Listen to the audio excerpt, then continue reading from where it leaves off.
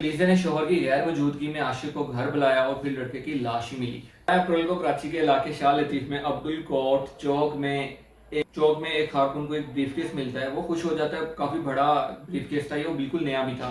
वो खुश हो जाता है कि इसमें मुझे माल मिलेगा। हर ये इस ब्रीफकेस को खोलता है तो अंदर से माल तो नहीं मिलता, लेकिन अंदर से एक नौजवान की लाश जरूर मिल जाती है। ये डर जाता है और ब्रीफकेस को वहीं छोड़ के भाग जाता है। अल्लाह का मुकीन देखते हैं ब्रीफकेस पड़ा है, उसके अंदर बंदे की लाश है। 15 पे कॉल की जाती है और पुलिस मौके पे पहुंच जाती है। Shah Latif town police station इसको लगता है। शाह लतीफ टाउन की पुलिस मौके पे पहुंचती है, लाश को देखती है कि ये कितनी पुरानी है, तयन किया जाता है तो मालूम होता है कि लाश तो बिल्कुल ताज़ा है। खून देखा जाता है तो लाश का खून भी बिल्कुल ताज़ा होता है। अब इस लाश की पहचान की जाती है तो ये इसकी पहचान एक बस कंडक्टर से होती है, जो एक बस में कंडक्टर है। इंटरेस्टिंग बात यह है कि 72 घंटे के अंदर पुलिस गिरफ्तार भी कर लेती है कातिलों को और कत्ल की वजह भी जान लेती है। कत्ल की मास्टरमाइंड एक खातून है। अब एक बस कंडक्टर और एक खातून का क्या लेना देना आपस में, क्यों कत्ल किया गया, ये सब आपको बताते हैं। कराची का इलाका है, घर के सरबराह हैं आसफ अली लिशारी। आसफ अली लिशारी साहब औलाद हैं। इनकी ये एक बस के कंडक्टर हैं। 4 माह पहले रानीपुर से इनकी बस कराची की तरफ आ रही थी तो रास्ते में एक लड़की बैठती है इनकी बस में, या औरत बैठती है जिसका नाम है अलीजे। इसने कराची में जाना था। नाम सुन के मालूम होता है कि लड़की बहुत खूबसूरत थी, लेकिन आगे केस में बताते हैं। अलीजे देखने में काफी अच्छी थी और जो कंडक्टर है उसको देखते ही रह गया।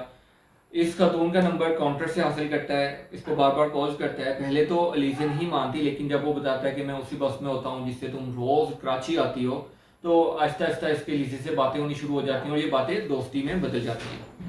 फिर मौका आता है दोनों के मिलने का। ये दोनों मिलते हैं पहली बार और जब अलीजे आसफ को देखती है तो मालूम होता है ये तो उसी बस का कंडक्टर है जिसमें मैं सफर करती हूँ। लेकिन ये कंडक्टर देखने में ठीक था, मैला नहीं था, साफ सुथरा लड़का था। अलीजे भी एक शादीशुदा खातून है, कपड़े की फैक्ट्री में काम करती है। रोज रानीपुर से कराची ये आती है और वापस भी जाती है। हस्बैंड का नाम इसके है नुमान। नुमान एक निजी बैंक में सिक्योरिटी गार्ड है।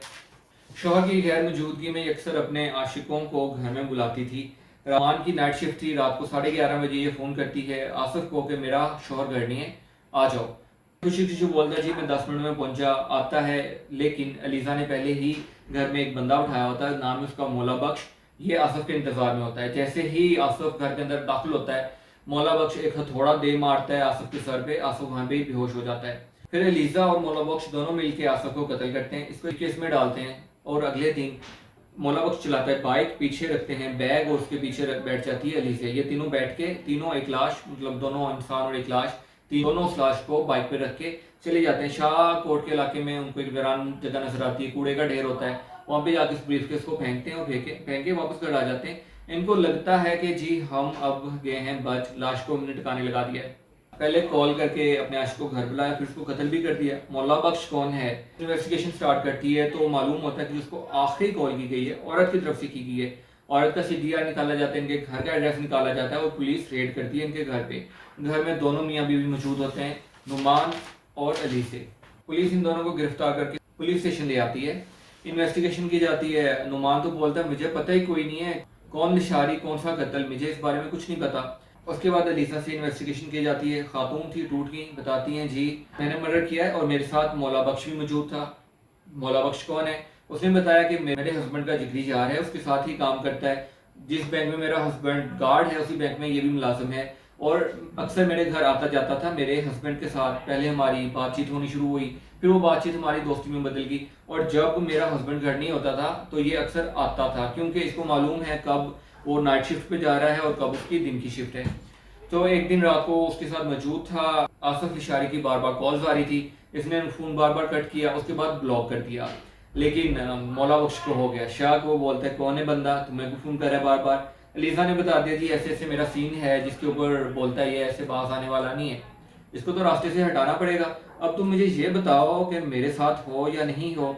मजबूरन अलीजा ने बोला हाँ मैं तुम्हारे साथ हूँ। तो मौला बख्श ने बोला बुलाओ उसको फोन करके, मैं हथौड़ा मारूंगा इसके सर पे और उसको कत्ल करके हम इसका किस्सा खत्म करते हैं। जैसे मौला बख्श ने बोला वैसे ही लीजा ने किया। घर बुलाया, जैसे घर के अंदर आसफ दाखिल हुआ उसने हथौड़ा दे मारा सर के ऊपर। बेहोश हुआ था, फोत नहीं हुआ था, कत्ल नहीं किया गया था अभी तक। फिर दोनों ने मिलकर इसका कत्ल किया। सबसे बड़ा मसला था लाश को ठिकाने कैसे लगाया जाए। अगले दिन लाश को ठिकाने लगाते हैं, बाइक पे बैठ के जाते हैं, ब्रीफकेस में डाल के और फेंक आते हैं। ये गज़ल की दास्तान थी एलिज़ा, जिसका शोहर पहले ही मौजूद था। पहले तो एक दोस्ती लगाई, बहुत गलत है, फिर दूसरी भी लगा ली, उससे भी ज़्यादा गलत है, फिर कत्ल भी कर दिया। मतलब आप एक कत्ल कर रहे हैं, इंसान है, कत्ल तो कभी छुपता ही नहीं है। कत्ल सामने आना था और 72 घंटे के अंदर अंदर ये अपने अंजाम को पहुंचे हैं और पुलिस स्टेशन में हैं। अब लगाएं जी दोस्तियाँ। अपना ख्याल रखिएगा। क्राइम रिलेटेड वीडियोस के लिए do subscribe to our channel. मैं हूं ज़ीशान महमूद। अल्लाह हाफिज़।